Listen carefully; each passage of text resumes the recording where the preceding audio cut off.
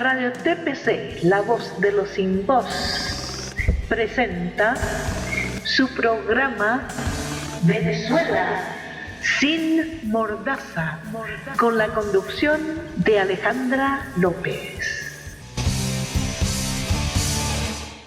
Muy buenas noches, mis queridos amigos. Bienvenidos sean todos a su programa Venezuela sin mordaza, el cual llega a ustedes gracias a Radio TPC, Radio Todo por Chile, la voz de los que no tienen voz. En los controles, Alicia Valle, y quien tiene el inmenso honor de hablarles, Alejandra López. Aprovecho a recordarles que pueden hacernos llegar sus preguntas y comentarios para nuestro invitado a través de nuestra cuenta de Twitter, @RadioTPC, y también a través de nuestra página web www.todoporchile.com. Allí van a buscar el icono de Skype. Al hacer clic allí se les abrirá una ventana que les pedirá autorización. Al aceptarla se ejecutará la aplicación que los lleva directamente al usuario de Skype, donde pueden escribirnos. No hacen falta que hagan solicitud de contacto, simplemente nos escriben allí y nosotros los leeremos al aire. También quiero recordarles que si por alguna razón salimos del aire, continuamos con la entrevista y luego les hacemos llegar el link del programa. Tal parece que la momia insepulta de Cuba se volvió a morir. De ser cierto, espero que el Señor de las Tinieblas lo reciba con la misma alegría que se lo enviamos. Y así comenzamos el primer programa del año, deseando que mi Venezuela y toda Latinoamérica pueda al fin extirpar este tumor maligno que se ha alojado en nuestro continente, llamado el Foro de Sao Paulo. Bueno, ahora sí quiero presentarles a nuestra invitada de la noche de hoy. Ella es abogado y muchos de ustedes la conocen, pues ella a través del canal de Celo Venezuela Soberana Libre ha dictado distintas charlas y conversatorios sobre diversos temas. Su nombre, Luz Caraballo. Buenas noches, Luz, bienvenida. Buenas noches, ¿cómo están? ¿Cómo están todos? Y un saludo muy grande a todos mis compatriotas, a Venezuela y a esta lucha que estamos llevando todos cada día. Así es. Sin duda, te lo comentaba antes de comenzar el programa, Venezuela nunca se aburre, ¿no? Siempre estamos bien entretenidos porque las informaciones y los sucesos pues nos bombardean constantemente. Como todos sabemos, en diciembre se ratificó a Diosdado Cabello en la Asamblea Nacional como presidente de la misma. También fueron designados los miembros del Poder Moral, Tribunal Supremo de Justicia y Consejo Nacional Electoral. En el Consejo Nacional Electoral fueron ratificadas a la vez las inefables Tibiesay Lucena y Sandra Oblitas. A mí lo que me sorprende de todo esto es que la gente se sorprenda de que la dictadura se comporte como tal. Luz, ¿por qué piensas que la gente no termina de entender que no hay democracia en Venezuela? Y que además de eso tenemos una oposición que sigue creyendo o que nos quiere hacer creer que la salida a esta crisis es electoral, ya sea por vía de elecciones a la Asamblea Nacional o a través de la constituyente. Bueno, realmente el gran problema de Venezuela durante estos 16 años ha sido el engaño en el que han hecho vivir a sus ciudadanos. Hemos durante todos estos años pensado que habíamos estado bajo un sistema democrático inexistente. El sistema democrático en Venezuela no existe desde el 2004, cuando comienzan los fraudes. Y estos fraudes comienzan a raíz de que el chavismo y el régimen se comienza a dar cuenta de que está perdiendo muchísimo espacio dentro de lo que es la política venezolana y recurre entonces a esta cantidad de fraudes cometidos por el Consejo Nacional Electoral desde el año 2004. Entonces tenemos efectivamente una mesa de la Unidad Democrática que desde sus comienzos, cuando era coordinadora democrática, de alguna manera ha maquillado la situación haciendo pretender que vivimos en una democracia y de alguna manera colaborando con esta situación, cuando no le ha dicho al pueblo la realidad de lo que está sucediendo. Hoy en día, viendo los sucesos no solamente de diciembre, sino también viendo lo que está ocurriendo en los últimos días con el desabastecimiento, el pueblo venezolano empezó a entender finalmente que nosotros no estamos viviendo en una democracia, que paulatinamente, en cooperación con muchísimos factores y muchísimos interventores, se nos ha ido llevando por un camino de socialismo y comunismo que no era precisamente y no es precisamente lo que quiere la mayoría. ¿Por qué no terminamos de entender? Bueno, porque se nos ha engañado. Aquí no hay medios de comunicación que permitan la apertura a que personas en la resistencia o personas que están en desacuerdo con lo que está sucediendo tanto con la Mesa de la Unidad Democrática, antigua coordinadora, o con el régimen, podamos expresarnos y podamos enviarle al pueblo venezolano la realidad de lo que está sucediendo. Tenemos los medios de comunicación totalmente cercenados y tenemos además unos autores que salen al extranjero a hacer pretender que en Venezuela hay un diálogo que no existe, cuando nuestra ciudadanía está sufriendo de una tiranía brutal, de una persecución, de una violación de los derechos humanos y una flagrante violación de la Constitución Nacional en todos sus aspectos. Ha sido un proceso lento dentro de todo esto y el pueblo le ha costado entender la realidad que nos está tocando vivir hoy. Pero yo creo que sí estamos despertando, lo estamos viendo todos los días en la calle.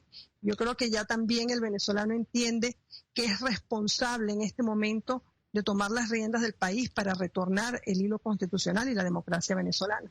Lo que se ha hecho, lo que se hizo en el Congreso, en la Asamblea Nacional, y lo que se hizo con la ratificación del Consejo Nacional Electoral es una violación a la Constitución.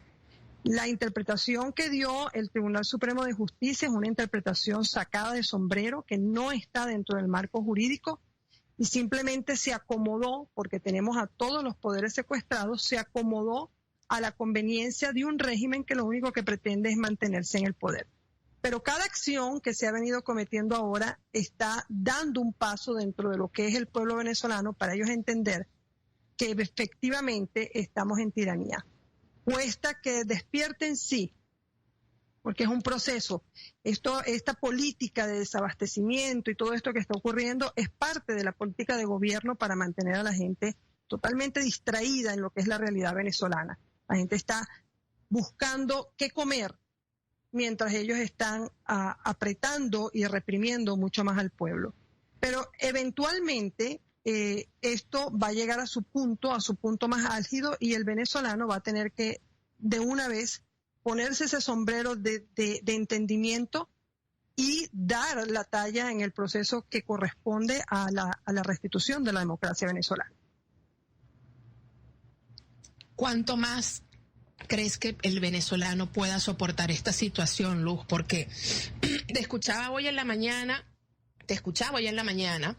y hacías un llamado a la prudencia debido a incidentes ocurridos en las salidas de los supermercados, donde una serie de desadaptados robaban a la salida luego de que las personas hacían sus compras, ¿no? Y lo tragicómico de la situación y lo vergonzoso de esta situación, además, de la desesperación que tiene el venezolano dentro de sí por conseguir alimentos, están las tristes declaraciones de estos personajes, de estos ñángaras, donde por lo menos Iván Bello, el ministro de Alimentación, respondía ante el interrogante de una periodista que le había comentado que había personas haciendo cola de hace 2 días para adquirir productos, y él decía pues descaradamente que él también hacía cola para ir a ver el partido de béisbol, cuando entraba al estacionamiento, cuando compró el boleto y cuando se comió una arepa.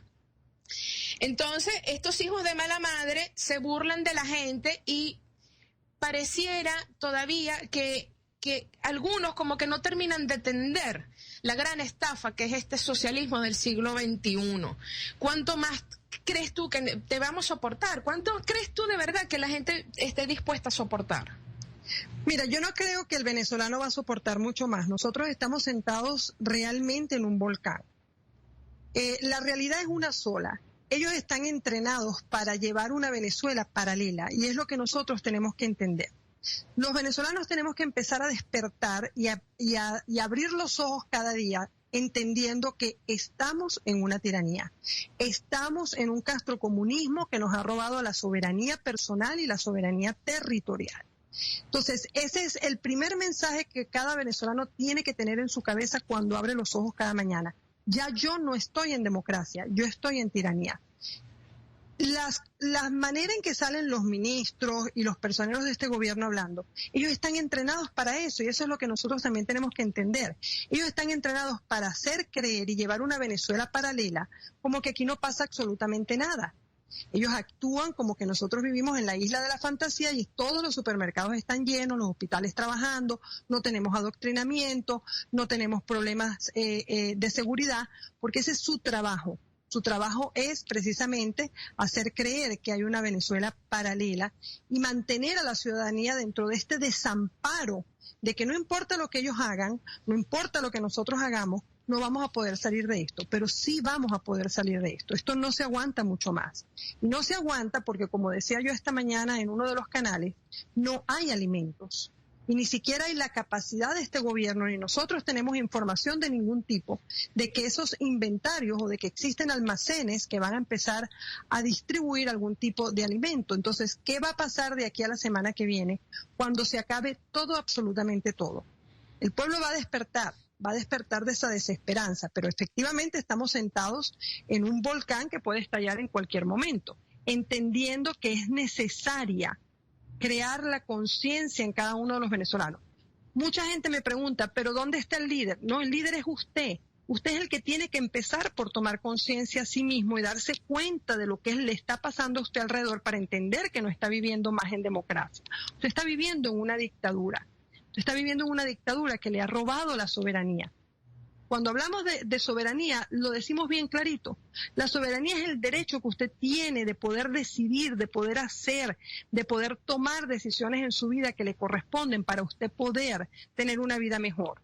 Y a usted le acaban de robar su soberanía. A usted le roban su soberanía cuando no puede ir a un hospital porque no hay insumos. A usted le roban su soberanía cuando usted no tiene alimentos y tiene que pasar 3 días haciendo una cola. A usted le roban su soberanía cuando le matan a su hijo, porque en este país hay más de 300.000 venezolanos que han sido asesinados por la violencia en un periodo de 16 años. Solamente el año que cerró, en el 2014, tenemos un récord de 25.000 asesinados. Eso no tiene por qué estar pasando en Venezuela. Y esa es la conciencia que tenemos que tener cada uno de nosotros. ¿Por qué vamos a seguir permitiendo que nos asesinen? ¿Por qué vamos a permitir que nos sigan pisoteando? ¿Por qué vamos a seguir permitiendo que nos obliguen a hacer colas y colas y colas para que después de salir del supermercado, encima se nos atraque y se nos robe la poca comida que hemos podido obtener? Venezuela no se merece eso. Venezuela es un país maravilloso, con gente maravillosa, pujante, inteligente, profesionales. Nosotros merecemos un futuro mejor. Entonces, esto no se va a aguantar por mucho más tiempo. Y el gobierno lo sabe. El régimen sabe y está jugando y está pensando que esta estrategia va a jugar a su favor. Y esta estrategia no va a jugar a su favor. Esto es una hojilla de doble filo para el régimen que está pensando que va a poder controlar la situación, una situación que es incontrolable. Los hospitales están trabajando al 10% a nivel nacional. Solamente están atendiendo emergencias. Las clases comienzan el lunes ante un supuesto paro que ya sabemos que es otra maniobra del gobierno para distraer. Un presidente que sale al extranjero en el momento más crítico de Venezuela y que nadie en el extranjero tampoco le ha hecho mucho caso a todo lo que él está haciendo. Entonces, estamos justo en el momento más álgido de esta situación para que en cualquier momento, aunque no queramos, el estallido social pudiera presentarse. Fíjate, como comentario al tema de los hospitales, ¿no? Y la falta de insumos que hay, te comento. Recientemente una amiga tuvo que ir al hospital porque su hijo tuvo un choque anafiláctico. Cuando llega al hospital, al muchacho le van a colocar sueros, pero le dicen que no tienen los yelcos, ¿no? Todo el mundo sabe que los yelcos son estos aparatitos que se utilizan para poner la vía, conectar al suero y toda esta cuestión. Pues, ¿sabes dónde consiguió la señora el yelco? Que los médicos le dijeron que lo buscara allí. Al señor de los perros calientes que estaba frente al hospital los vendía. O sea, imagínate tú en qué condiciones de salubridad estaría ese equipo médico, además de lo denigrante, o sea, que tú tengas que salir del hospital a comprarle al perro calentero un yelco, ¿no? Ahí te dice lo mal que estamos. Es que como eso hay muchos casos, Alejandra. Nosotros tenemos casos de pacientes con cáncer que tenemos que recorrer prácticamente el territorio nacional buscando un medicamento para un niño con cáncer. Recurrir a los bancos de medicamentos en Colombia. Tenemos un caso el otro día que inclusive fue por el canal de una madre que va al JM de Los Ríos con una criatura con fiebre extremadamente alta y la devuelven porque no había ni siquiera un supositorio para bajarle a la criatura la fiebre, una criatura de 1 año. Constantemente estamos tratando de hacer llegar medicamentos para personas con diabetes, para la hipertensión. O sea, una cantidad de cosas. No hace mucho, y todo el mundo lo sabe, en Miami existía una campaña de Tylenol para un venezolano. O sea, todo el mundo recogiendo Tylenol para mandar lo que se necesita para poder de alguna manera atacar el chikungunya en Venezuela. Entonces, ¿por qué nosotros como venezolanos estamos aceptando esto? Cuando nosotros éramos el tercer exportador de petróleo, un país pujante, lleno de los países se peleaban por nuestros ingenieros. PDVSA era una empresa modelo en todo el mundo. La educación venezolana era una educación modelo en toda Latinoamérica. Entonces, eso es lo que nosotros tenemos que pensar. ¿Cuál es la Venezuela que nosotros queremos? No es posible que usted tenga que llegar a un hospital y le digan, como le han dicho en los últimos días a muchísima gente, ok, su hijo se tiene que quedar hospitalizado, pero usted tiene que traer las 3 comidas diarias porque el hospital no puede cubrir las comidas. Aquí no hay comida. Aquí no hay comida. Entonces, eso mismo están pasando. Ya empezaron a pasar inclusive algunos comunicados por parte de las escuelas que no van a tener la capacidad del comedor escolar porque no hay comida. Entonces, ¿en qué Venezuela nos convirtieron? Esta era la famosa Venezuela del siglo XXI, próspera y donde todos íbamos a gozar del mar de la felicidad. No, no es eso lo que estamos viviendo. Estamos viviendo una Venezuela desangrada, bajo un comunismo acérrimo, una persecución, arrestando por simplemente ejercer los derechos constitucionales que nos corresponden, como es el caso de la protesta. Entonces, estamos en una dictadura y de paso estamos invadidos, porque nosotros además estamos colonizados por un castrocomunismo que supo desde el principio que podía utilizar a Venezuela como plataforma para apoderarse del resto de Latinoamérica, y lo intentó desde los años 60 y todos lo sabemos. Entonces, hasta que él no logró sus planes, no descansó. Entonces, nosotros ahorita no solamente tenemos una lucha como venezolanos por el rescate de nuestra dignidad, de nuestra soberanía, de nuestra democracia. Nosotros estamos ahorita batiéndonos en una lucha de independencia contra todos aquellos que durante 16 años han llevado el país a la bancarrota y al momento más oscuro de su historia contemporánea. Y esa es una realidad que nosotros no podemos tapar con un dedo.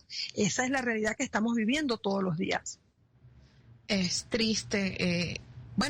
Leía hoy por Twitter que en los colegios también están pidiendo papel higiénico, porque obviamente pues ni eso se encuentra. De verdad que es vergonzoso que un país como Venezuela, donde tenemos de todo, o sea, porque no solamente es petróleo, tenemos tierras fértiles, tenemos oro, bauxita, aluminio, o sea, aquí hay de todo, y que no tengamos papel toalé.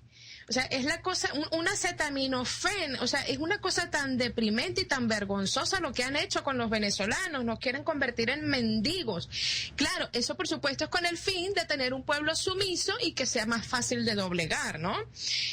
Quería que me comentaras precisamente sobre este llamado a paro que está convocando no sé quién para este 12 de enero, y la información está rodando a través de las redes sociales. ¿Qué sabes al respecto?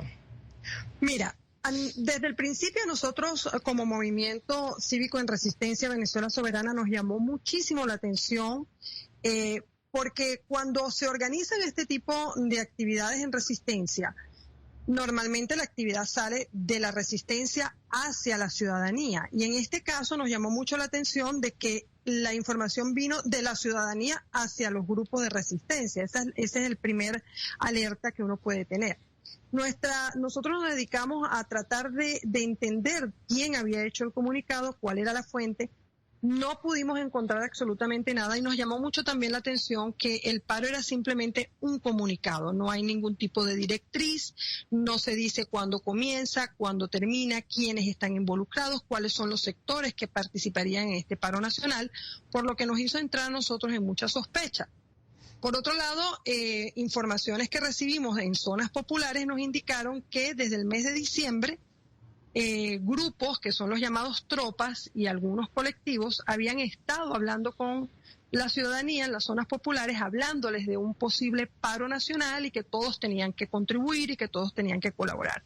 Entonces, a estos momentos no hay una idea clara Sí sabemos que no es un comunicado que viene desde las bases de los grupos en resistencia y nos hace entrar en mucha sospecha porque coincidencialmente el gobernador Bielma Mora esta mañana o esta tarde anuncia que el lunes no hay clase, que lo va a suspender porque hay un paro nacional. ¿Y cuándo hemos visto nosotros aquí, cuándo hemos visto nosotros en Venezuela que si hay una actividad por parte de la resistencia o de la oposición de este régimen, a nosotros algún gobernador chavista o alguna parte del régimen nos va a venir a apoyar en una actividad? Entonces ahí entramos aún muchísimo más en suspicacia de pensar de dónde viene este paro. Un paro como actividad de desobediencia civil es aceptable.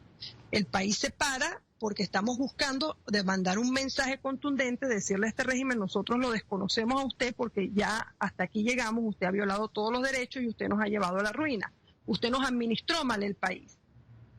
Pero el problema es que esta convocatoria de paro viene en un momento sumamente difícil para la ciudadanía porque nosotros tenemos miles de venezolanos en la calle buscando comida. Entonces, ¿cómo se va a convocar un paro cuando hay colas y colas y colas y colas de personas en la calle tratando de sobrevivir? Entonces, es como una especie, ¿qué pasa si se presenta una situación de saqueo? ¿Qué pasa si se presenta una situación que es manejada y manipulada por este régimen para precisamente buscar eso y entonces tener las excusas para tomar otro tipo de decisiones que no le van a convenir al país? Entonces, el llamado que se hizo esta mañana principalmente es que entendemos que hay una información rodando de que hay un paro, pero que tomen las precauciones pertinentes. Si usted decide quedarse en su casa, tranque su puerta, no salga, pero dejando claro que no sabemos de dónde viene esta convocatoria y que hasta donde nosotros hemos podido corroborar no viene de ninguno de los sectores de la resistencia. Es importante que se entienda, y esto, bueno, para nuestros oyentes, que las acciones de resistencia siempre están organizadas, coordinadas las 24 horas, y que estas a su vez son indefinidas, permanentes, simultáneas y paralelas, masivas y generalizadas, partiendo por supuesto de la desobediencia civil absoluta, sin reconocer a los traidores y enemigos. Es importante que tengan en cuenta eso porque en todos lados, pues siempre puede haber algún infiltrado y sin duda lo que van a buscar es precisamente aniquilar lo que se ha ido construyendo paulatinamente y con tanto esfuerzo, ¿no? Correcto, y no solamente eso, sino que también empezaron a pasar comunicados de que no enviaran a los niños el lunes. El señor Bielma Mora en sus declaraciones dice que no vayan a las clases por la seguridad. Bueno, por la seguridad. ¿Y dónde quedó la seguridad del Estado Táchira con todas las atrocidades que se han cometido ahí? Y él no le ha interesado en absoluto la seguridad de absolutamente nadie dentro del Estado. Y mucho menos en la ciudad de San Cristóbal y mucho menos sus estudiantes. Entonces, entra uno en esa suspicacia. También se nos informó que en horas de la tarde, en algunas oficinas ministeriales, se había pasado un papel diciéndole: vete al paro, no vengas a trabajar. Y todos sabemos que esas cosas no van a suceder en las oficinas del gobierno. El gobierno es el primer empleador, es el que tiene, como quien dice uno, el tobillo agarrado para eso mismo, porque es parte de la política. Ellos expropian, ellos acaban con la producción y se convierten en el mayor empleador precisamente para mantener un control sobre la población en materia de salarios, en materia de ingresos, y de esa manera acallar un poco lo que es la voz de la protesta, porque la gente tiene miedo de perder sus empleos. Entonces, lo que yo siempre le digo a todas las personas es prudencia. Prudencia. Nosotros hemos avanzado muchísimo en este año de resistencia para entender y para entrar en una conciencia ciudadana muchísimo más profunda de lo que significa ser activo en la política y entender los mensajes que se dicen entre líneas. Entonces, este es otro momento que pudiera ser, entre los escenarios que nosotros manejamos, sencillamente que el gobierno, el régimen, quiere medir hasta dónde una propuesta puede llegar a ser popular o no puede llegar a ser popular, y hasta dónde hay una cantidad de personas que están dispuestas a ir a la calle y hacer lo que tienen que hacer. Recuerden que es importante también que entendamos que son 16 años donde ellos han entrenado muchísima gente. como tú dices, que se han infiltrado, que están en grupos, que saben lo que tienen que hacer. Ellos tienen entrenamiento de manipulación, ellos tienen entrenamiento para crear caos, ellos tienen entrenamiento para llevar a la gente a puntos de saqueo y que hagan un desastre. Y nosotros tenemos que aprender a leer esas señales. Tenemos que aprender a leer esas señales y no engancharnos en una situación manipulada por parte de este régimen. Precisamente, mucha gente comenta también que las condiciones están dadas para un nuevo Caracazo. Mi opinión es que en esa oportunidad no fue tan espontánea como muchos piensan. Quizás es posible, existe la posibilidad de que esta misma gente quiera repetir el mismo escenario. Por supuesto que existe una posibilidad y esos son parte de los escenarios que nosotros manejamos. Recordemos que el Caracazo, aunque se pensó que había sido espontáneo, la historia nos ha indicado que efectivamente no lo fue, que ya el G2 estaba infiltrado en las bases de nuestro gobierno para aquella época y que existía una cantidad de autores que empezaron en esta, vamos a decirlo, conchupancia con el castrocomunismo a intercalar y a meterse dentro de los sectores más importantes políticos, económicos del país para poder alcanzar sus logros. Entonces, el Caracazo fue un ensayo y eso ya está más que demostrado. Un ensayo producto de esta misma gente que está hoy en día en el poder y que ha mantenido a Venezuela en 16 años de dictadura. Entonces, las condiciones en aquel momento fueron quizás más espontáneas porque fue una especie de ensayo, las condiciones no estaban tan graves como ahora, sí existía un poco de desabastecimiento, sí había mucha inconformidad, Carlos Andrés Pérez había soltado el famoso paquetazo, teníamos otra situación que el petróleo había descendido también muchísimo para aquella época, creo que había llegado el barril a $7, $8, todo eso influyó. Tenemos algunas de las circunstancias que pudieran de alguna manera correlacionarse con las de ahora, como es el descenso del petróleo, la inseguridad, unas leyes habilitantes que son totalmente inconstitucionales, una situación económica que cala en el bolsillo de los venezolanos y que se está volviendo insoportable porque para comprar una canasta básica prácticamente se necesitan 4 salarios básicos. Entonces, hay ciertas condiciones que pudieran, pero también está la parte de la manipulación. Entonces, esto pudiera también ser otro proceso creado, piloto, de ensayo, para ver hasta dónde ellos pueden llegar. Pero repito, puede ser una hojilla de doble filo. Sí, adelante. Sí, puede ser una hojilla de doble filo porque de repente el régimen en su mundo imaginario de fantasías estará pensando que el pueblo lo puede seguir apoyando y esta vez yo sí te digo, el pueblo no aguanta más. Aquí esto puede derivar en una situación sumamente grave, en un estallido social que pudiera caer en una situación incontrolable y yo creo que el régimen no está midiendo realmente las consecuencias de lo que ellos están haciendo. Pasa que si algo ha demostrado el régimen últimamente es que es muy torpe. O sea, es una cosa extraña, ¿no? Porque para algunas cosas parecieran ser muy inteligentes, pero para otras son muy torpes. Y es efectivamente lo que tú dices, ellos no están midiendo realmente las consecuencias porque confían muchísimo en esa lealtad que le tiene un sector de la población a Hugo Chávez, ¿no? Entonces creo que ellos están confiando demasiado, pero amor con hambre no dura, y eso es lo que ellos deberían de tomar en cuenta. Bueno, pero es que ellos no están leyendo realmente las señales de ese pueblo que un día creyó en un proyecto de gobierno. Sí es verdad, nosotros teníamos muchas fallas en la Cuarta República, pero nada con lo que estamos viviendo hoy en día. Y esta parte yo la quiero aclarar porque nosotros tenemos 16 años de una nueva generación que se ha levantado y de alguna manera no conoce otra cosa. Yo quiero recordarle a los venezolanos la Venezuela que nosotros teníamos, pero la Venezuela en la materia de educación, de infraestructura y de lo que éramos nosotros como pueblo. Nosotros no éramos un pueblo dividido. Eso es lo primero que nosotros tenemos que entender. Venezuela podía tener todos los problemas del mundo, todos los partidos políticos, pero nosotros no éramos un pueblo dividido. Nosotros no nos matábamos unos contra otros por pensar diferente. De repente teníamos puntos encontrados, pero no la división que se ha creado hoy en día. Nosotros debemos recordar que Venezuela tenía educación gratuita, porque este gobierno también, este régimen, ha tratado de engañar, diciendo que ellos son los salvadores de toda una situación social.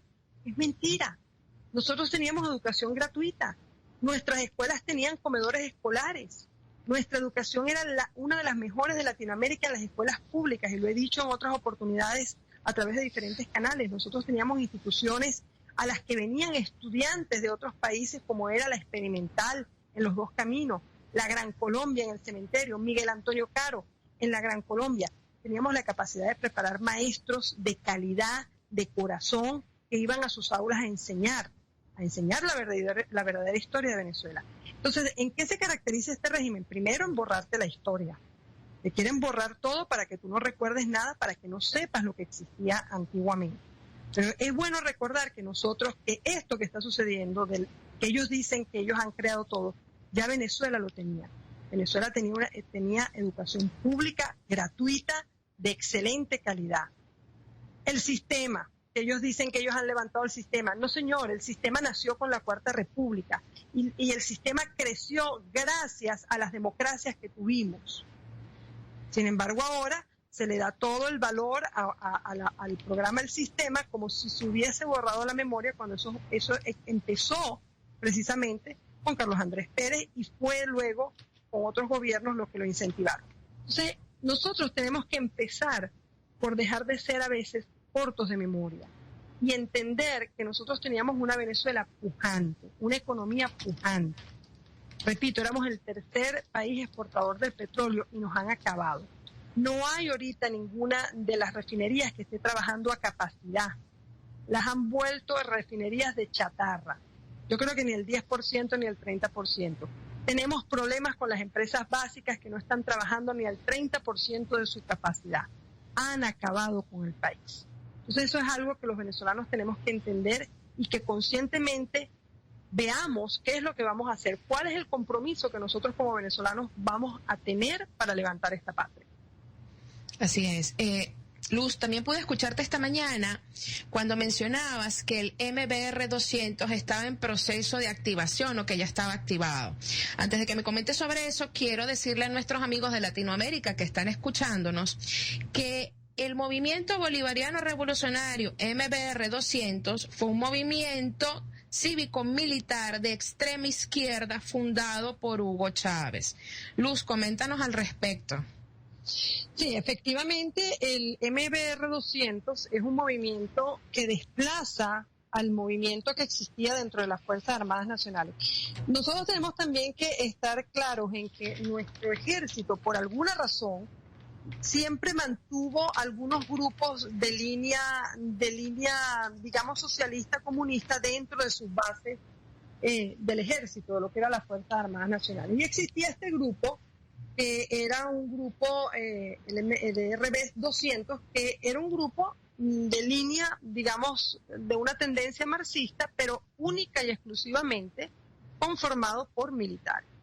En 1982, el señor Hugo Chávez decide que no, que tiene que haber una apertura cívico-militar y desplaza a este movimiento que había existido dentro de las Fuerzas Armadas Nacionales desde 1959 aproximadamente, y entonces crea el MBR 200, que es el Movimiento Bolivariano Revolucionario, que entonces se dedica a captar no solamente militares dentro de las Fuerzas Armadas, sino que también decide entonces captar civiles.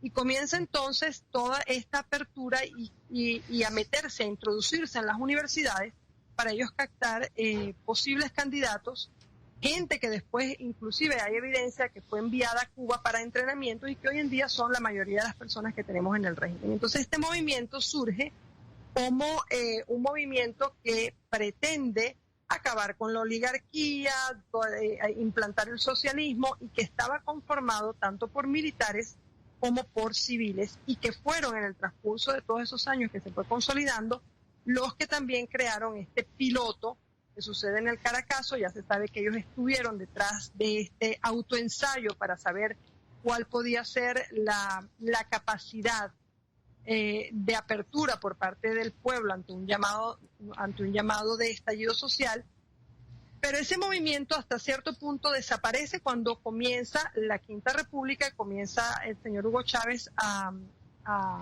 mandar durante su mandato y se transforma de alguna manera en lo que hoy conocemos como el PSUV y se dejan los ideales del MBR 200 hacia un lado. Bueno, a partir de este año, de que surgieron toda esta cantidad de protestas y de que comienzan los sucesos en febrero, las bases del PSUV se vieron bastante debilitadas. Hay una división muy grande dentro de los sectores del régimen y dentro de los sectores del PSUV.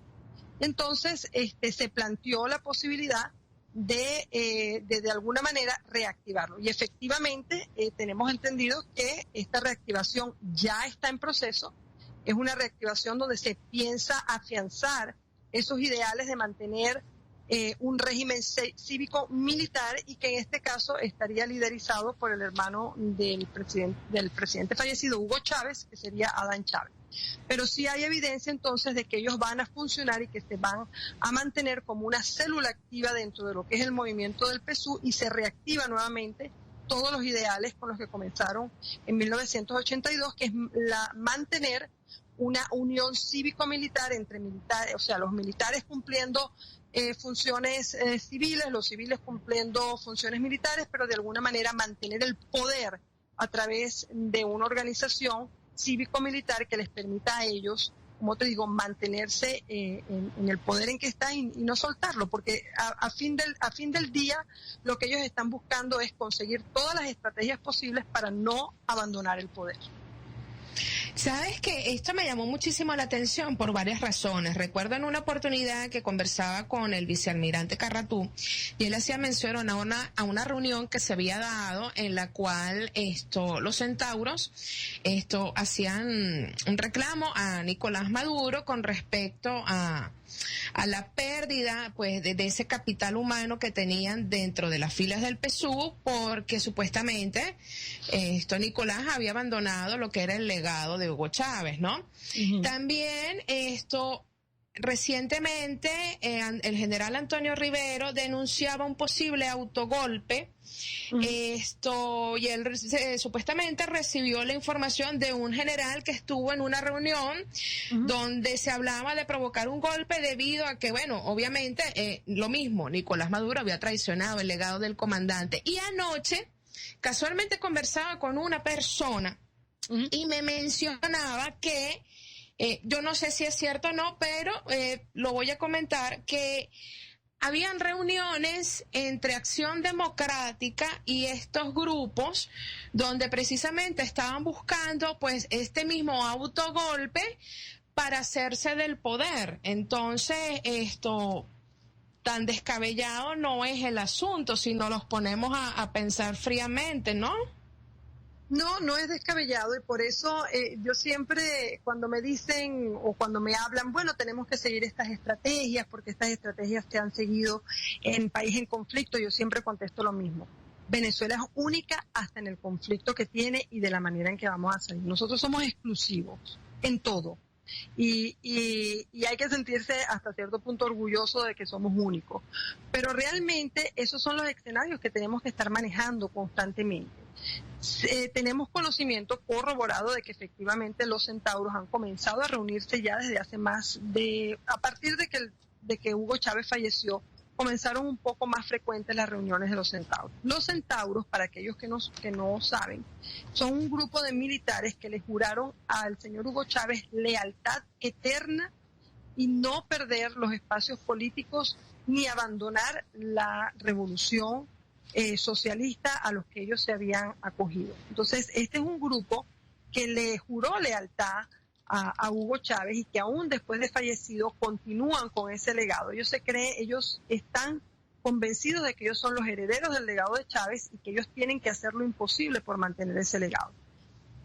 Últimamente se han presentado muchísimas más reuniones de este grupo de los centauros a raíz de la situación de Venezuela y de ver efectivamente que el mal manejo de este gobierno en manos de Nicolás Maduro ha llevado al país a no creer más en este régimen y ellos a dividir las bases del PSUV, a dividir las bases del chavismo. La gente está molesta, hay una cantidad de cosas con las que no están de acuerdo, y entonces a su vez ellos están perdiendo los espacios. Entonces, si es posible este escenario donde se pudiera producir lo que llamo yo una cara lavada del chavismo, o sea, chavismo sin Chávez, y que estén precisamente una vez más todos estos autores que por 16 años han contribuido y han sido cómplices para que este régimen se mantenga y que tampoco quieren perder sus posiciones, es posible que se estén reuniendo, lo han hecho anteriormente, lo hacían inclusive antes de que llegara el presidente Hugo Chávez. Nosotros sabemos que hay políticos civiles que se mantienen en constante comunicación con los centauros y con las bases del régimen, y luego salen a la calle a dar declaraciones como que ellos son demócratas, sabiendo que no hace ni media hora se han sentado con todos ellos y han negociado el país. Entonces, es posible ese escenario. Es posible que se estén llevando conversaciones de manera tal de que se presente un escenario como que esa es la salida, pero realmente lo que es una cara lavada a este régimen para pretender, pero vamos a continuar con lo mismo a través de este grupo que ha jurado esta lealtad al señor Hugo Chávez, y entonces estaríamos en lo mismo, en un chavismo sin Chávez. Quiero andar un poquito más en el tema, pero nos llega una pregunta a través de nuestra cuenta de Twitter. Te pregunta Merengada de Fresa, ¿cómo unirse al Movimiento Cívico Venezuela Soberana en Phoenix, Arizona? Allá está la sede principal, somos un gran grupo. No, la sede principal no se encuentra fuera de Venezuela. La sede principal se encuentra en Venezuela. Y es un movimiento que trabaja desde las bases en el país. Y como he dicho en otras oportunidades, y lo he dicho muchísimas veces, la resistencia en este momento trabaja desde las bases dentro del país y fuera del país. La resistencia se diversifica en la medida en que los venezolanos tienen el compromiso de trabajar desde cualquier parte del planeta. Quienes me han escuchado saben perfectamente que yo he dicho que ya Venezuela no tiene fronteras y que es irrelevante ya donde nos encontremos. Si se encuentran dentro, en los Estados Unidos, en España, en Francia, es irrelevante porque Venezuela en su resistencia está en cada lugar donde se encuentra un venezolano luchando por la libertad. Pero el movimiento cívico en resistencia Venezuela Soberana Libre trabaja desde Venezuela, en base con Venezuela, y las estrategias y toda la información y todo lo que se hace dentro de los grupos de resistencia en conjunción con otros grupos se hace desde Venezuela. Quería andar un poquito ahorita y voy a aprovechar la oportunidad. A veces pareciera, Luz, y corrígeme si me equivoco, que dentro de los grupos de resistencia o estos movimientos de resistencia hay un poco de desorganización. Pareciera que estuviésemos todos montados en el mismo bote, pero unos remando, o sea, todos tenemos el norte que queremos llegar a tierra, ¿no? Pero no nos ponemos de acuerdo hacia qué dirección remar. Y entonces estamos dando vueltas en círculo porque no nos ponemos de acuerdo. Al final, esto es así, hay esa desorganización dentro de los movimientos de resistencia. Mira, lo que hay es parte del proceso en el que estamos aprendiendo a tener una conciencia política y ciudadana muchísimo más profunda. Y sí existe, porque una de las cosas que yo creo que ha caracterizado el movimiento y ha caracterizado el canal es que nosotros hemos decidido que hay que hablar con la verdad, porque hemos sido un pueblo que se nos ha engañado por 16 años. Y que en la medida en que nosotros tengamos la información veraz, en la medida en que nosotros podamos informar, como te digo, con la verdad en la mano, entonces va a ser más fácil obtener las respuestas por parte de los ciudadanos. Sí hay divisiones, o digamos no divisiones, desorganización, porque han salido muchos grupos en resistencia, y también el problema ha sido que muchos grupos de resistencia han sido infiltrados tanto por el régimen como infiltrados también por estos autores que, como Mesa de la Unidad Democrática y otros partidos políticos, que buscan perpetuarse en el poder. Entonces eso causa a veces que las bases de esa resistencia se tambaleen. Pero en general el objetivo es el mismo.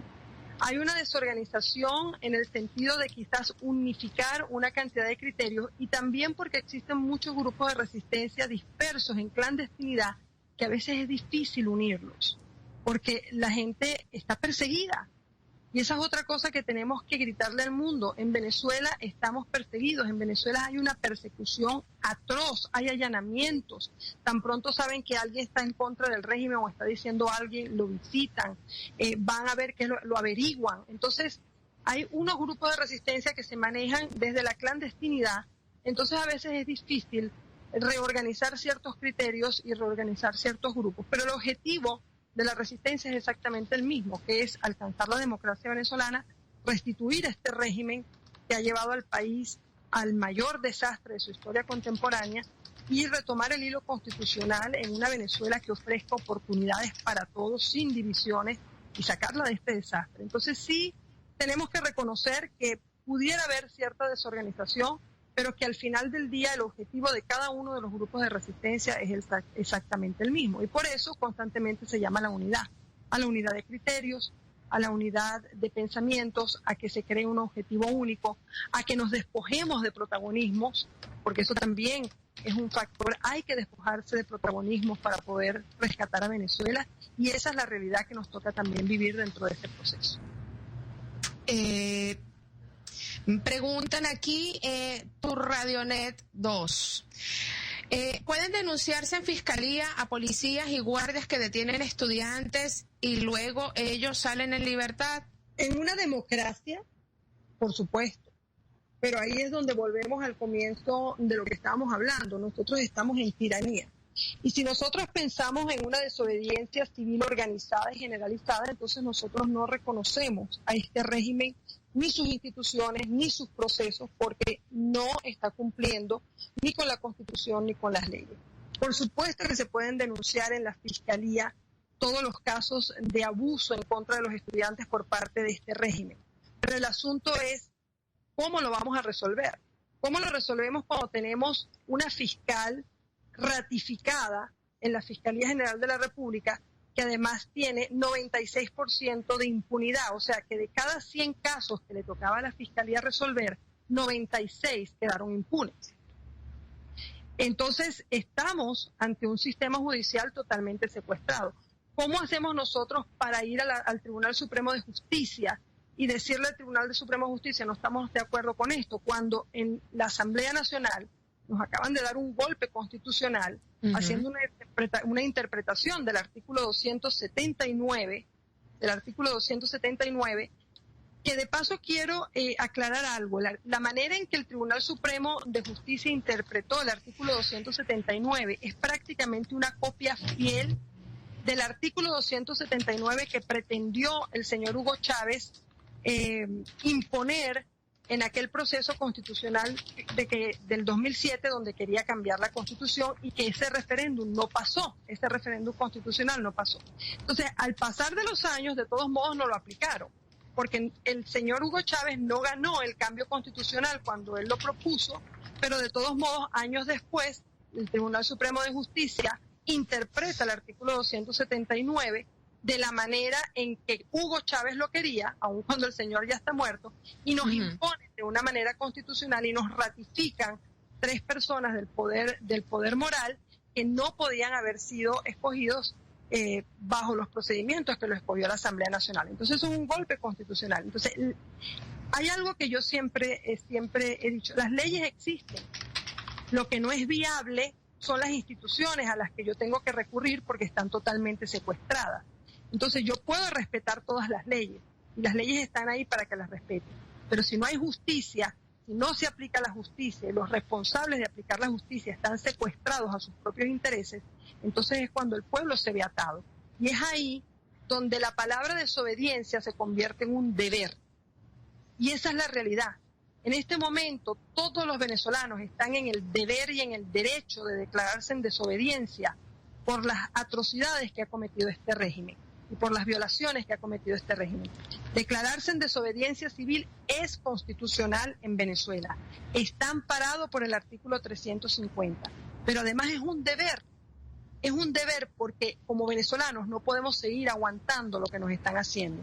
Y esa parte como deber también está amparado en el artículo 333 que nos obliga como venezolanos a restituir la norma constitucional.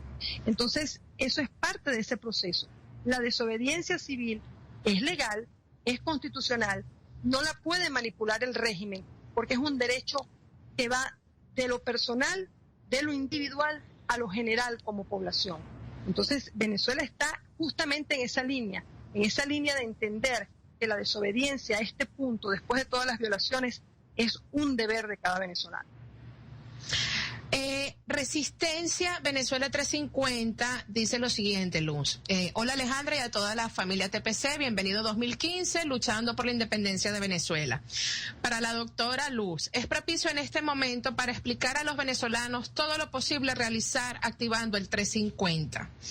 Dice además, doctora, usted, doctora, que es testigo de estos 16 años de tiranía y al haber vivido un paro en el 2002, donde sabemos la burla que hicieron a un pueblo alzado contra este régimen, ¿qué opinión le merece Baduel siendo promovido por un grupo de personas para el rescate de la soberanía? Bueno, empezando con lo del artículo 350. El artículo 350 es un artículo constitucional que le da la capacidad a todos los ciudadanos venezolanos de desconocer un régimen que viola los derechos y rompe el hilo constitucional. Entonces, las actividades que se realizan son actividades de desobediencia civil, son posibles y tienen que ser organizadas desde una base para poder llegar a la población en general. Una sola persona no se puede declarar en desobediencia civil. Tienen que declararse en desobediencia civil de una manera conjunta y de una manera organizada para que pueda crear el efecto necesario. Y es en lo que está trabajando la resistencia. Si nosotros hacemos memoria a lo que sucedió 11 meses, mucha gente te decía el 350, pero ¿qué es eso? No, pero ¿qué me voy a declarar desobediencia?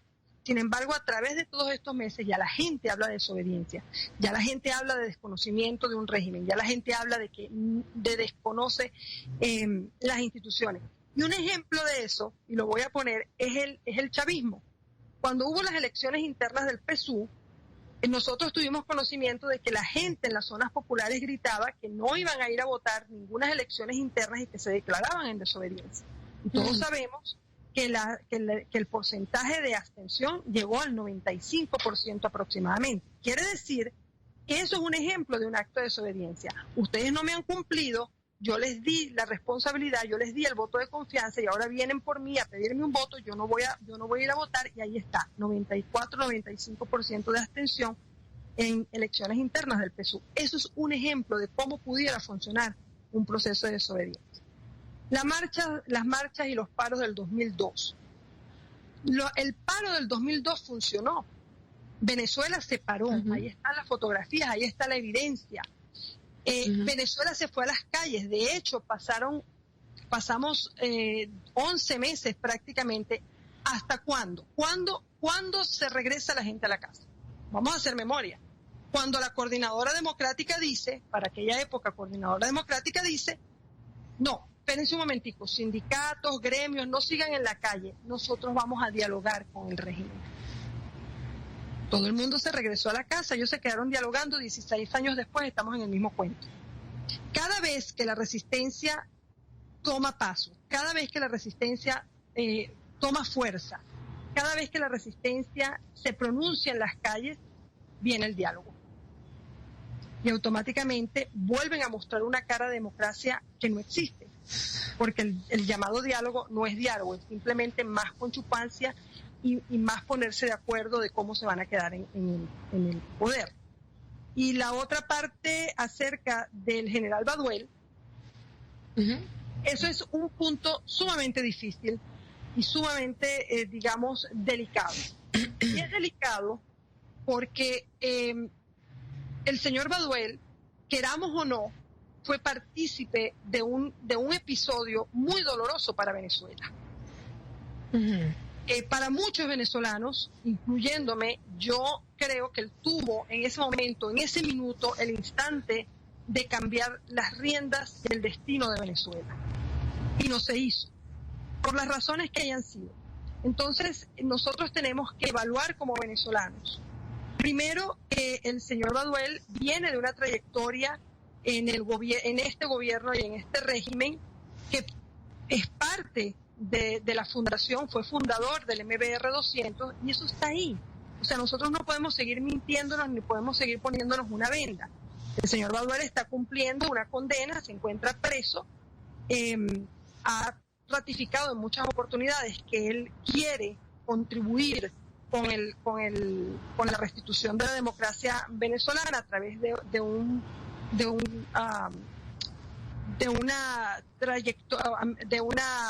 grupo cívico-militar que pueda restituir la democracia venezolana, pero la realidad es que sus acciones no contribuyeron de ninguna manera a que Venezuela tuviera un destino diferente.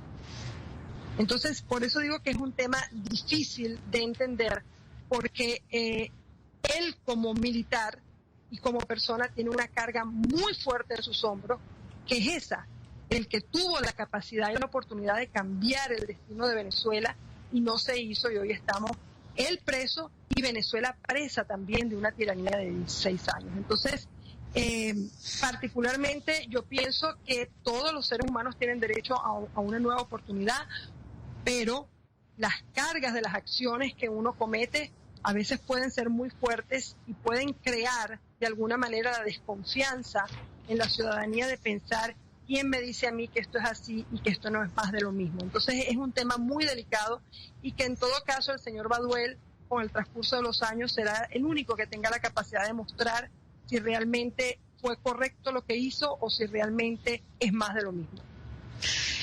Yo he visto con mucha preocupación que algunos exigen la subordinación de otros, como si Venezuela fuese un cuartel donde pareciera que lo que se busca no es quitarnos la bota de encima, sino cambiarla por una más cómoda y liviana.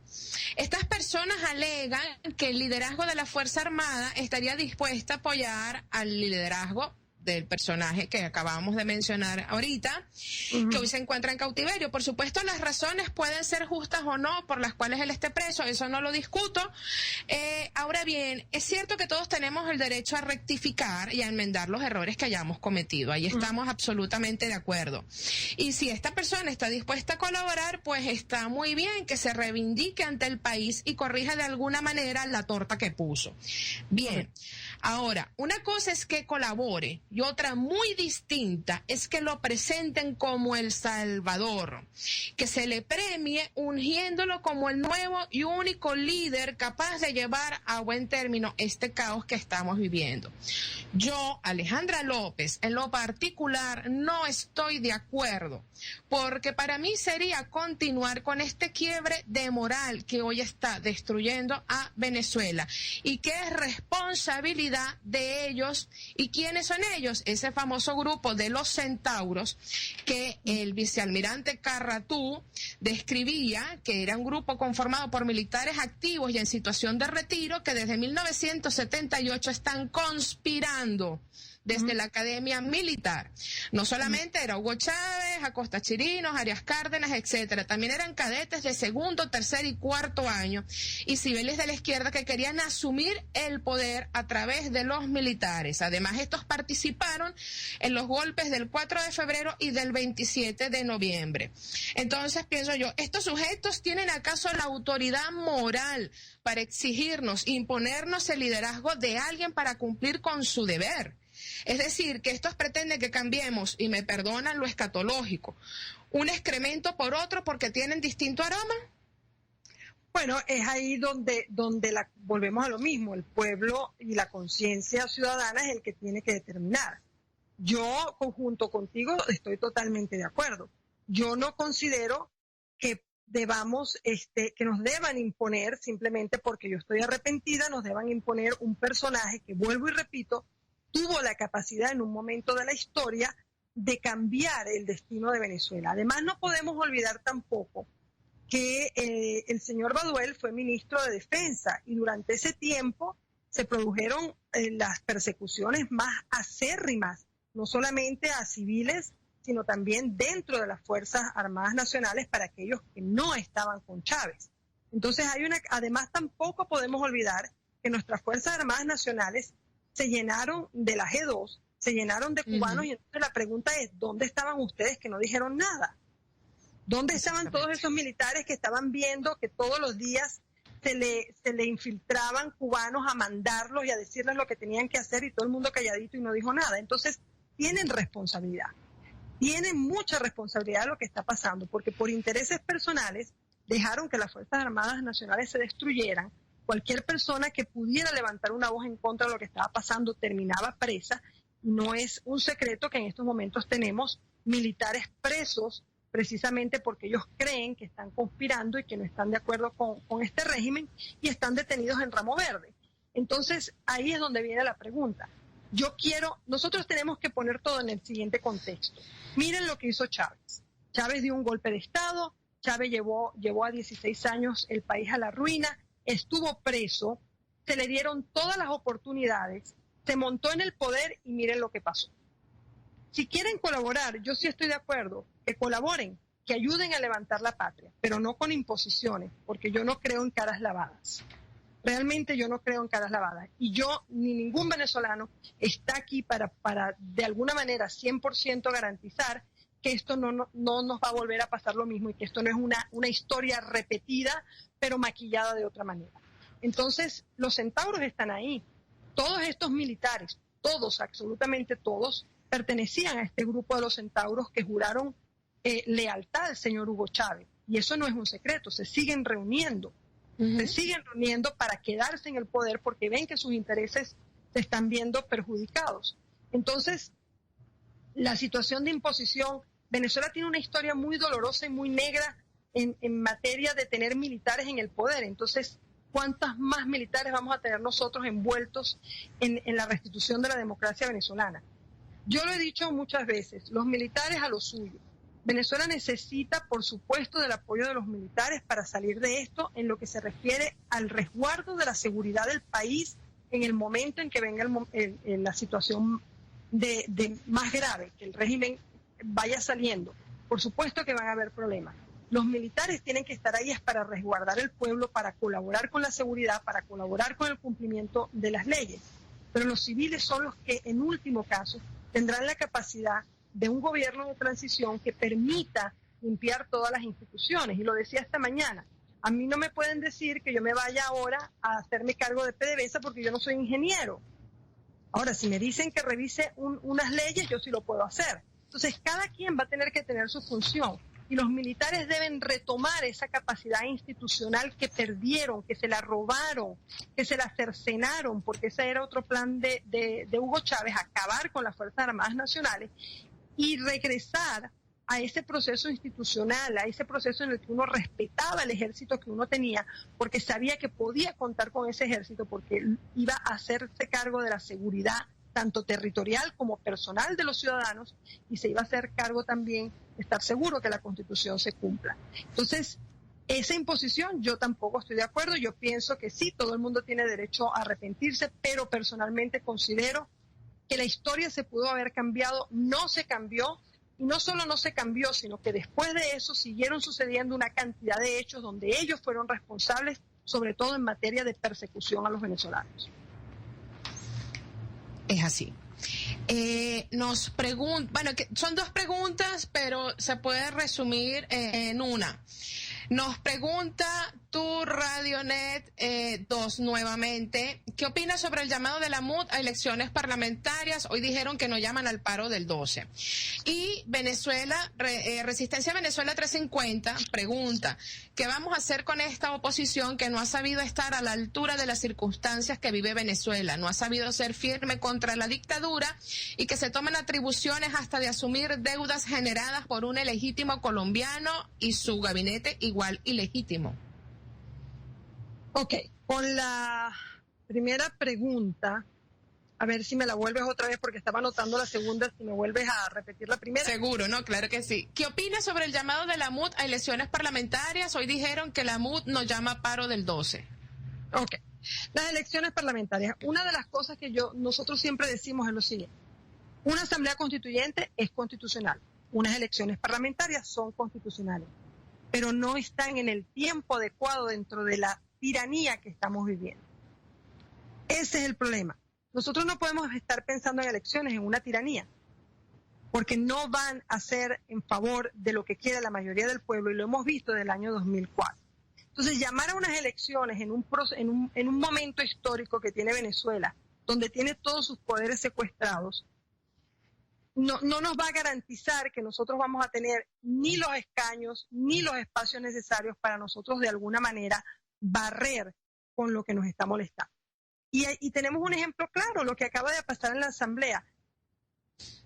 Cuando en una Asamblea Nacional no permiten ni siquiera que los diputados del partido opositor hablen en público, les quitan el micrófono, les quitan el sonido, los mandan a callar, los insultan, los golpean y de paso le imponen a uno 3 autores del poder moral de una manera inconstitucional, entonces la pregunta es la siguiente: si yo llevo eso de micro a macro, si solamente en la Asamblea Nacional se están violentando el derecho electoral de poder elegir a 3 personas, ¿quién me garantiza a mí que en el Consejo Nacional Electoral no me van a seguir violentando para ellos seguirse quedando en el poder? Entonces las elecciones son constitucionales, están en nuestra Constitución y hay que ejercerlas en función de que se cumplen los lapsos de las funciones de los diputados, del gobernador y del presidente. Pero la pregunta que nos tenemos que hacer todos los venezolanos ¿es viable? En las condiciones de tiranía y en las condiciones de secuestro por parte de todas las instituciones que tenemos actualmente, posiblemente no. Recuerden que ya esta gente hizo sus planes, esto ya está planeado. Los documentos que le encontraron a la niñera de Elías Jaguar mostraban claramente todo el proyecto de plan de cómo ellos iban a ganar las elecciones y no le iban a dejar ganar espacios a nadie. Entonces la pregunta que nos tenemos que hacer nosotros es, vamos a continuar de alguna manera auspiciando que nos sigan faltando el respeto cuando nos han faltado desde el 2004. Esa es la pregunta que nos tenemos que hacer todos. Entonces las elecciones, sí, cómo no, son un proceso constitucional y vendrán en su momento cuando uno pueda restituir la democracia venezolana. Pero en este momento que nos toca vivir no es viable, porque es volver a lo mismo, volver a mostrarle al mundo una cara de democracia que no existe, porque entonces la comunidad internacional va a decir, bueno, pero estos están aquí pidiendo sanciones, dicen que tienen los muchachos presos, pero yo los veo a todos en la línea para votar. ¿Y cuál es la imagen de la democracia en el mundo? Las elecciones. Si usted puede ir a votar, usted está en democracia. Así lo entienden en el extranjero. Entonces eso es algo que hay que manejar muy bien, porque las elecciones, sí, son un proceso que nos corresponden a todos los venezolanos, el sufragio, pero no están dadas las condiciones para nosotros poder ganar los espacios necesarios, porque nos los van a quitar, no nos van a dejar avanzar. Entonces es una situación muy delicada. Y con respecto a la MUD, bueno, tenemos que aclarar algo. La Mesa de la Unidad Democrática no es un partido político. La Mesa de la Unidad Democrática es simplemente una convergencia de varios partidos políticos para un fin electoral. Y ese fin electoral ya se cumplió con las elecciones pasadas y no tuvieron la capacidad, y esa es otra parte complementando la pregunta anterior. Nosotros hemos pasado por 2 elecciones presidenciales donde hemos salido a la calle a defender el voto y a defender la capacidad utilizando nuestra capacidad, defender nuestro derecho a decir no queremos más este régimen. Y en 2 oportunidades no han defendido nuestra voz, no han defendido nuestros votos, sino que al contrario nos han mandado para la casa, sí, vamos a hacer esto, vamos a hacer aquello, y no defendieron la voz de más de 8 millones de venezolanos. Entonces, ¿qué me hace a mí pretender también que me van a defender la voz ahora, si no me la han defendido antes? Y en algo tan crucial como la presidencia de la República. Porque vamos a estar claros en esa elección presidencial. Si cualquiera de nosotros hubiésemos sido el candidato y nos roban las elecciones nosotros individualmente, y estoy segura que tú también, Alejandra, todavía ahorita estuvieras encaramada en una tarima peleando que te den tu presidencial porque tú te la ganaste. Exactamente. Y ahí estuviéramos amarradas, agarradas, guindadas de donde fuera, gritándole al mundo 1 año, 2 años, 3 años después, a mí me robaron las elecciones, yo soy la que tiene que ser el presidente de este país. Y sin embargo ha habido un silencio absoluto, un silencio cómplice y además pasando por encima de la decisión de 8 millones de venezolanos que querían un cambio. Entonces, hasta cierto punto, nosotros también tenemos que ver eso como una burla. No se han defendido desde la Coordinadora Democrática, desde el 2004, no se han defendido los votos ni la decisión de los venezolanos de querer un cambio. Entonces, las elecciones, ¿nos van a defender? No nos van a defender. Vamos a seguir en lo mismo y vamos a mandar un mensaje equivocado. Entonces, la Mesa de la Unidad Democrática no es un partido político. Se ha tomado las atribuciones de representarnos cuando nadie le ha dado esa representación. Y entonces nosotros como venezolanos también tenemos que mandar un mensaje contundente y decirles, ¿saben qué? Ustedes no nos representan. Ustedes son una convergencia de partidos políticos que actuaron para un momento electoral con un solo candidato. Y de paso, no supieron defender la voluntad de 8 millones. Por lo tanto, igualito que con el régimen, a ustedes también les declaramos un artículo 350, los desconocemos y le hacemos una desobediencia civil con un mensaje contundente. Y esa es la forma en que las sociedades avanzan políticamente y avanzan en su conciencia ciudadana para buscar lo que todos queremos, que al final del día es un solo objetivo, una Venezuela soberana, una Venezuela libre, con oportunidades y sin divisiones y pujante con las oportunidades económicas, sociales, culturales, morales, porque esto es un proceso que va a llevar mucho tiempo, la reconstrucción de Venezuela, pero que estoy segura que con el cariño y el amor que le tenemos todos a la patria y el convencimiento de que si vamos a salir adelante, nosotros vamos a poder rescatar a Venezuela. Seguro que sí, porque Venezuela lo vale todo. Además, yo, por ejemplo, no concibo mi vida fuera de Venezuela. No me imagino fuera de ella, no quiero estar fuera de ella. Entonces, lo que queda es hacer el esfuerzo que tengamos que hacer todos juntos para rescatar a Venezuela, definitivamente de este tumor maligno que se nos ha enquistado, ¿no?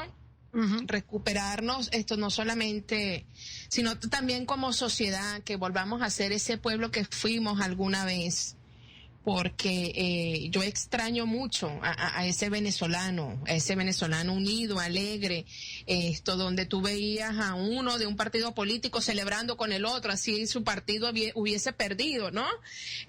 Yo quiero ver eso, yo quiero ver la reconciliación entre las familias, porque muchas familias se han desmembrado por causas políticas. Quiero ver regresar también a todos nuestros compatriotas que se han tenido que ir, que no por eso son cobardes. Nada de eso. Cada quien hace su lucha desde donde puede y donde las circunstancias se lo permitan. Si en algo estamos de acuerdo es que Venezuela necesita pues de un gobierno de transición a través de una junta cívico-militar, que los militares se encarguen de lo que se tienen que encargar, que es de la seguridad y del rescate de la soberanía, y que los civiles pues también hagan lo suyo, cada uno dentro de sus espacios, trabajando por supuesto con un mismo norte. Esa constituyente quizás sería viable luego de eso, ¿no?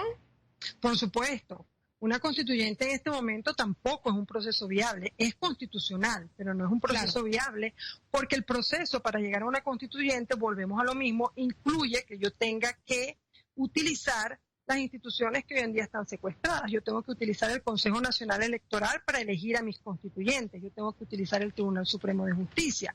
Entonces, no hay garantía absoluta de que a través de un proceso de constituyentes donde yo voy a elegir a esta asamblea que va a trabajar paralela para hacer unos cambios constitucionales, resulta que me hagan trampa y la asamblea constituyente está llena de toda la gente del régimen y entonces nos termine a nosotros de cercenar nuestros derechos imponiéndonos una constitución comunista, que estamos claros que esta constitución tiene que ser refrendada por el pueblo venezolano.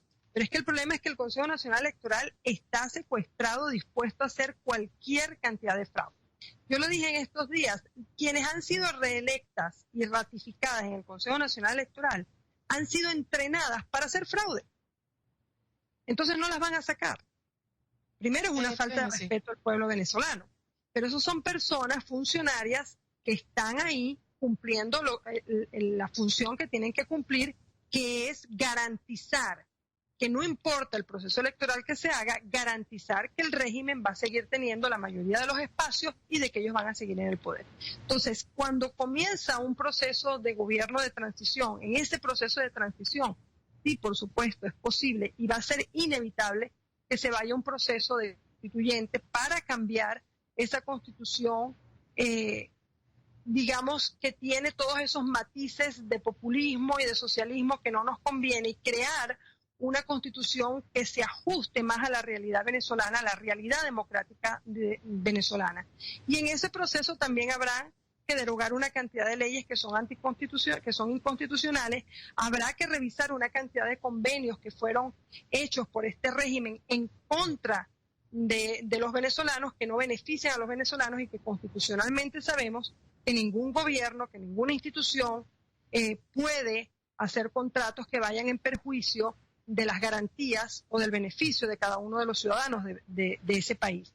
Entonces, todo eso lo va a tener, por eso digo que es un trabajo muy, muy duro lo que le va a tocar al gobierno de transición, porque es una revisión de 16 años de desastre, de 16 años de corrupción, de 16 años de implantar leyes que son totalmente inconstitucionales, de quitar todo un sistema educativo de adoctrinamiento que tiene cambiada la historia porque los libros no cuentan ni siquiera lo que es. Es un proceso largo, es un proceso duro, y por eso yo hago un llamado a todos y cada uno de los venezolanos, de la comunidad internacional, de todos aquellos que nos están escuchando, para que nos den la mano, para que nos ayuden.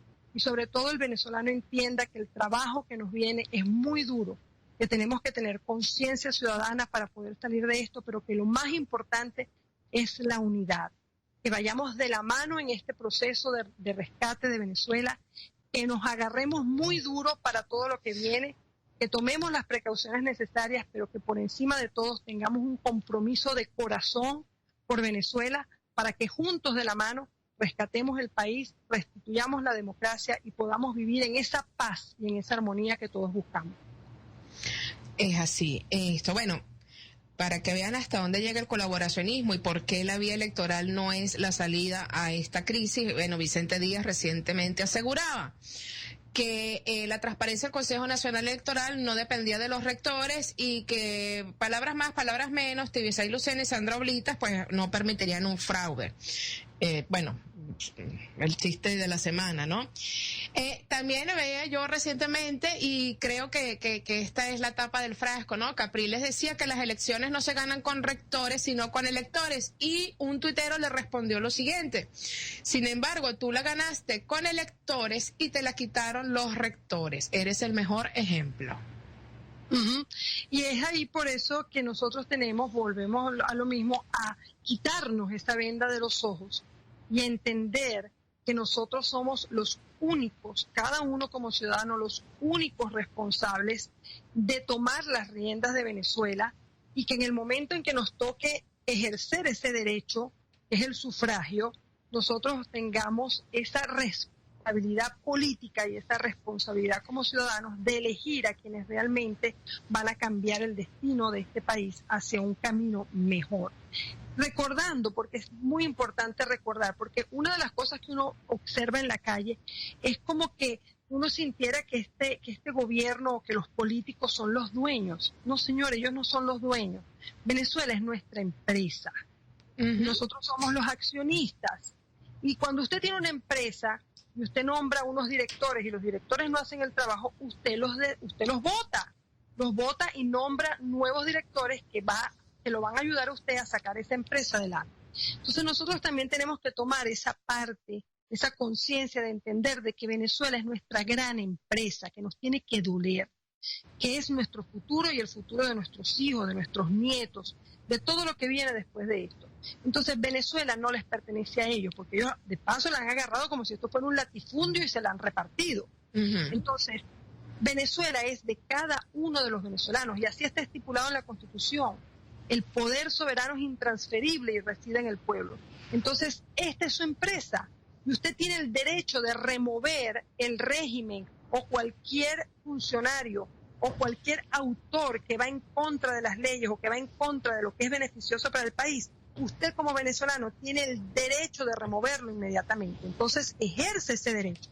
Ejerce ese derecho a través de la desobediencia civil, porque lamentablemente, bajo los otros procesos constitucionales, no se va a poder, no son viables porque los poderes están secuestrados, pero usted tiene el derecho y el deber y la capacidad de decirle a este régimen que no se la aguanta más y que esta es su empresa, que su gran empresa llamada Venezuela necesita un futuro mejor y necesita otro tipo de funcionarios que ayuden a Venezuela a ir por el camino correcto del progreso, de la paz y de la armonía que todos necesitamos, porque no es posible que en Venezuela no existan, y volvemos a lo mismo, ni siquiera la capacidad hospitalaria. Eso en un país que era rico, exportador de petróleo, bueno, que no exista ni siquiera la capacidad ahora de refinar nuestro propio petróleo, y hay escasez de gasolina. Entonces, eso es inconcebible en un país no solamente rico en recursos, sino rico en seres humanos, rico en inteligencia, rico en capacidad, porque los venezolanos tenemos mucha capacidad. Y un ejemplo es cómo los venezolanos logran progresar y son contratados por las mejores empresas en el mundo. Entonces, quiere decir que la capacidad del venezolano es muy amplia y muy grande. Entonces, vamos a usar esa capacidad para sacar la patria adelante. Así es.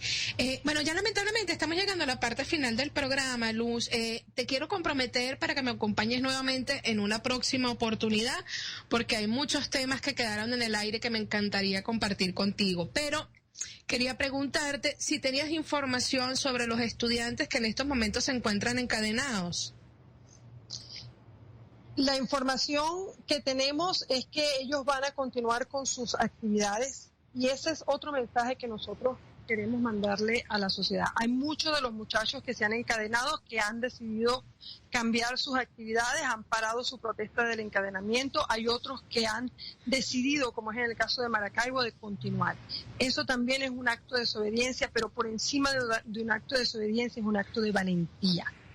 Y yo quiero también mandar un mensaje a cada uno de los ciudadanos venezolanos de que esos muchachos son nuestros muchachos, que no los podemos dejar solos, y que entendamos que muchos de los que están hoy en día encadenados en las plazas, los que están presos, porque tampoco nos podemos olvidar de todos nuestros muchachos presos. No podemos olvidar tampoco que existen funcionarios de la Policía Metropolitana pagando por una pena y por una cárcel que no les corresponde, porque ellos estaban cumpliendo con su deber. No podemos olvidarnos de Brito, no podemos olvidarnos de Simanovic, de Afiuni, de la cantidad de gente que está desaparecida y que nadie sabe qué ha sucedido con ellos en 16 años. Entonces, nosotros tenemos que ser responsables como sociedad civil. Nosotros tenemos que apoyar a esos muchachos que hoy en día, que no conocieron más nada más que este régimen, porque son muy jóvenes, que no saben absolutamente nada de lo que sucedió en la Cuarta República, pero que le están mandando un mensaje a Venezuela y al mundo de que quieren una Venezuela diferente, de que quieren una Venezuela libre, democrática. Y eso es algo que nosotros no podemos ponernos una venda en los ojos. Nosotros como sociedad civil tenemos que estar ahí para apoyarlos en todas sus actividades, abrazarlos, darles de la mano y aprender de esos muchachos que con interés se están enfrentando a este régimen y que no van a soltar la lucha hasta que no vean a esta Venezuela liberada. Así es. Luz, ¿qué recomendaciones le haces a todos los venezolanos para lo que está por venir? Mira, las recomendaciones ante una situación tan bizarra, y yo lo quiero decir así, tan que no sabemos en qué momento pudiera estallar, es recomendaciones de mucha precaución, que lean los mensajes, que lean entre palabras, que observen muy bien lo que sucede en los alrededores si tienen que salir a la calle, y que en la medida de sus posibilidades, y lo hemos dicho muchas veces por el canal, tengan sus reservas de comida, sus reservas, sin que esto sea considerado como que van a entrar en pánico. No, es simplemente precauciones, porque no hay que ser sabio ni hay que ser vidente para darse cuenta que Venezuela está enfrentando un momento sumamente difícil y que nosotros tenemos como venezolanos que estar preparados. Pensar con mucha cabeza fría acerca de todo lo que está sucediendo cuando salgan a la calle, mucha precaución, extrema precaución, porque lamentablemente las circunstancias cada día son más agresivas. Tengan sus reservas correspondientes de alimentos, de agua, de medicinas, y de estar pendiente de su núcleo familiar y por encima de todo protección por supuesto a los niños y a las personas de la tercera edad. Pero mucha precaución y mucha conciencia en todo lo que se esté haciendo a partir de este momento, porque lamentablemente estamos sentados en un volcán que no sabemos cuándo pudiera explotar.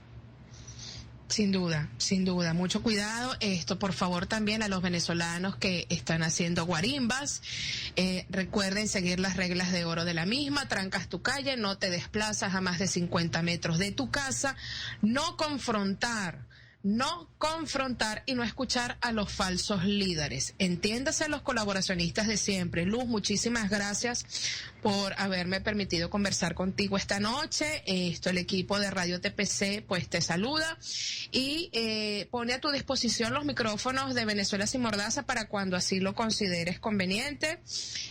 Muchísimas gracias, Luz. Muchísimas gracias a ustedes por darnos esta apertura, por darle la apertura al movimiento cívico en resistencia Venezuela Soberana Libre y permitirnos que la voz de todos los venezolanos, del dolor que están teniendo muchos venezolanos, pueda llegar mucho más allá de los canales que nosotros manejamos y que sea una voz para todo el mundo dentro y fuera, y un agradecimiento también a todos los que día a día colaboran con nosotros. Venezuela es un país maravilloso y lo vamos a rescatar. Así es. Bueno, mis queridos amigos, ella era Luz Caraballo, la pueden escuchar a través del canal de Celo Venezuela Soberana Libre, donde ella siempre está dictando charlas.